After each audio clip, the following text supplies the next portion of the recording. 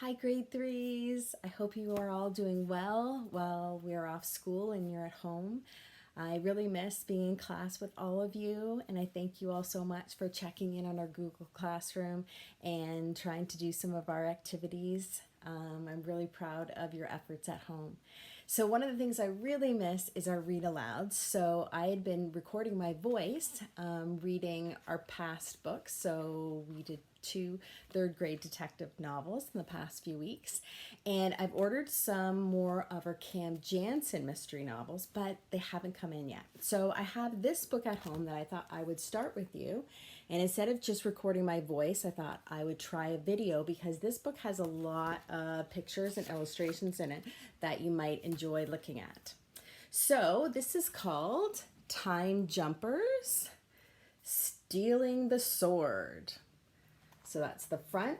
We always like to preview a book and take a look at it so you can see some hints about what the story might be about. We always like to look at the back.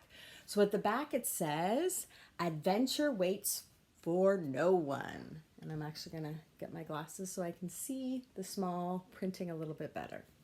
So it says, Chase and his sister Ava find a strange old suitcase. Soon they are jumping through time. When the ground stops spinning, they are inside King Arthur's castle. Chase and Ava will need to save the king in order to get home. But what exactly do they need to do? Can they figure it out before it's too late? So they hook us into wondering what's going to happen. So they actually have a table of contents in this one as well, and each chapter has a name. So we know the first chapter is going to be called The Adventure Begins. So it says, sold, Chase shouts. His younger sister, Ava, hands the cat sculpture to their latest happy customer. Ever since Chase turned 9.5, his parents have let him and Ava help out at their flea market booth. This made their fourth sale today. They'd also sold 2 chipmunks, an elf, and a tree. Some people might think you can't make art out of string, playing cards, marbles, candy bar wrappers, and rubber bands, but you totally can. Your parents made these sculptures? The woman asks, handing her money to Chase.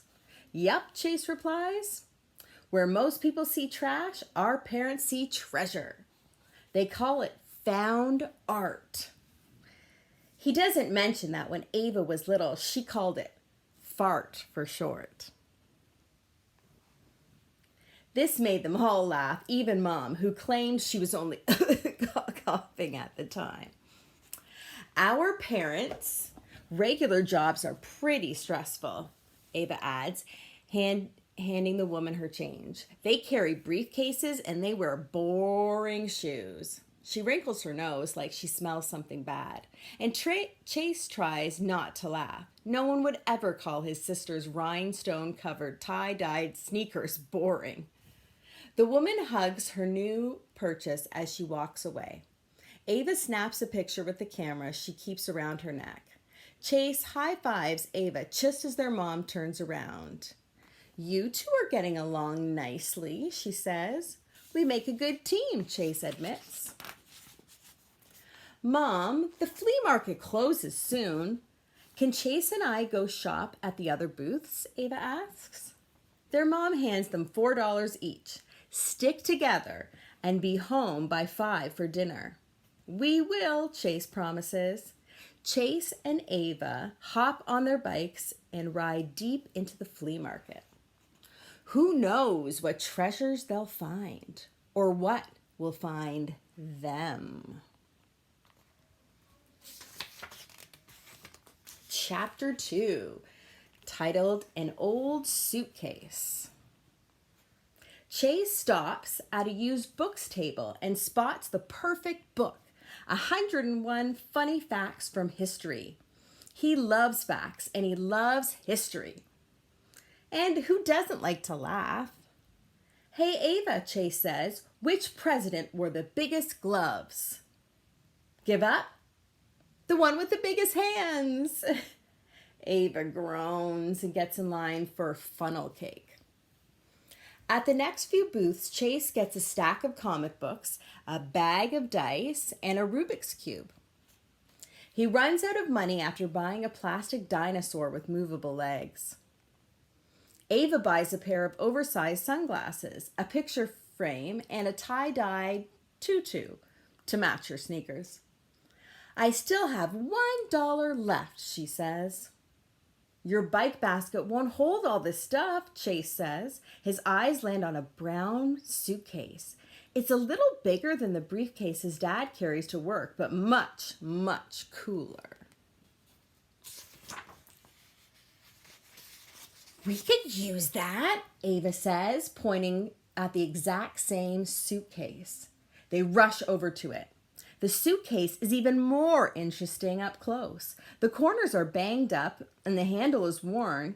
The stickers on the front are torn and faded, but Chase can still make out the words Egypt, London, Rome, and South Dakota.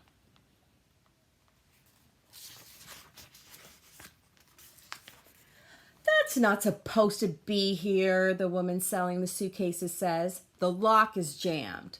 There's no way to open it. But Ava says, can I try? Sorry, it's just not for sale. The woman turns away to help another customer. Ava sinks to her knees and touches her fingertips to the lock. She looks up at Chase. Did you feel that? Feel what? Chase asks, kneeling down beside her. Like a chill going through you. She asks. I didn't feel anything, Chase says. Not too worried. He's used to Ava's big imagination. Ava touches the lock again. She presses harder this time. With a soft whoosh and a louder click, the lock springs open. Chapter 3. Dinosaurs in Common. It worked, Ava shouts. I unlocked the suitcase. The woman working at the booth turns around. How did you do that? The lock just opened when I touched it. Now can we buy the suitcase? Ava starts to lift the lid, but the woman reaches down and snaps it closed. Sorry, she says, taking the suitcase by the handle. The original owner would never want to sell it. Chase is disappointed. But he stands up and says, I understand. Last year my mom sold my dinosaur puzzle without asking. Even though I don't do jigsaw puzzles that much anymore, she knows how much I love and like dinosaurs. He loves dinosaurs, Ava corrects as she gets to her feet. He never goes anywhere without his dinosaur hat. The woman looks at Chase's hat. Where did you get that? I got my hat on a class trip to the National History Museum, he replies. One of the scientists there gave it to me. Tell her why, Chase, Ava says. It's kind of a big deal. Chase reddens. The woman tilts her head, waiting. Chase looks down. I pointed out that they had the bones of the Brontosaurus labeled as belonging to a Apatosaurus. Someone had made a mistake because the Brontosaurus got its name back, the woman finishes. Exactly, Chase says, raising his head in surprise. She smiles. I like dinosaurs too. My name's Madeline. I'm Chase, he replies. And this is my younger sister, Ava. Only younger by 13 months, Ava is quick to add, as usual. I think maybe this belongs to you after all. Madeline thrusts the suitcase at Chase. We can keep it, Ava asks, her face lighting up. The woman nods. Thank you so much, Chase says. Then he remembers they've spent almost all their money. But we only have $1. Just take it. Madeline turns away.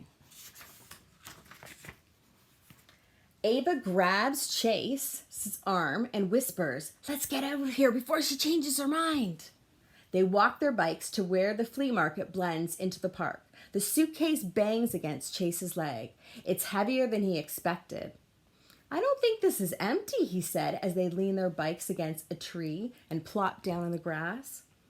Time to find out, Ava replies. She swings open the lid and they both gasp. Tune in on Wednesday and I'll continue reading it. Have a great beginning of your week. Miss you guys.